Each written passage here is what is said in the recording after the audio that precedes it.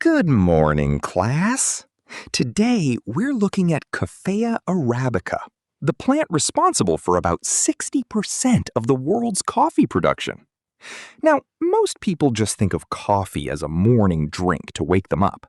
But biologically, the plant created caffeine for a much more important reason: survival.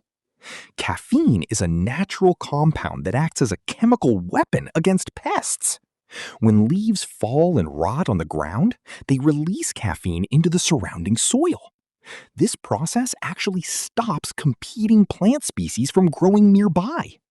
Essentially, the coffee plant chemically clears out its neighbors so it can claim all the local nutrients and water.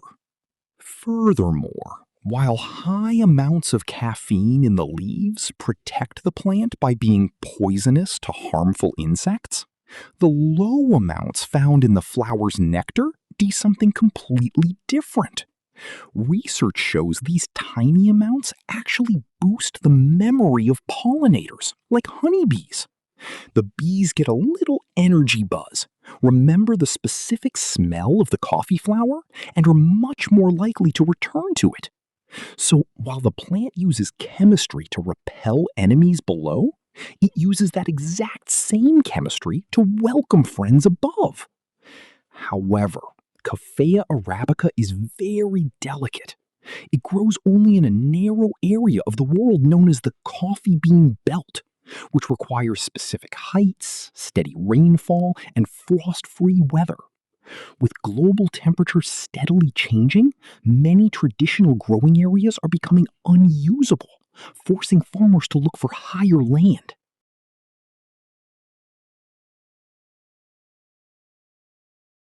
Question 1. According to the professor, what is the primary biological purpose of caffeine in the coffee plant?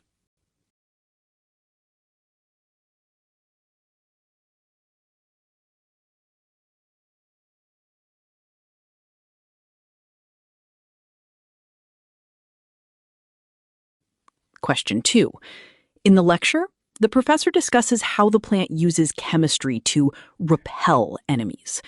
Which of the following is closest in meaning to the word repel?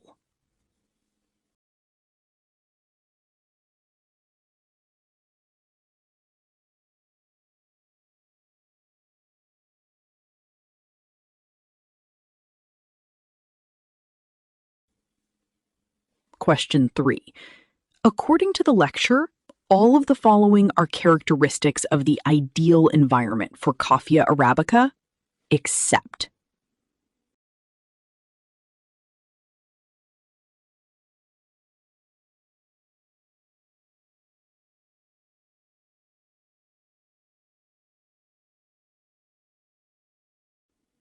Question 4. What can be inferred about honeybees that visit Coffea arabica flowers?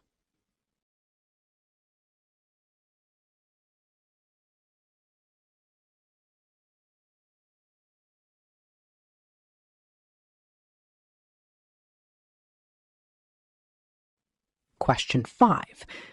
Why does the professor mention changing global temperatures at the end of the talk?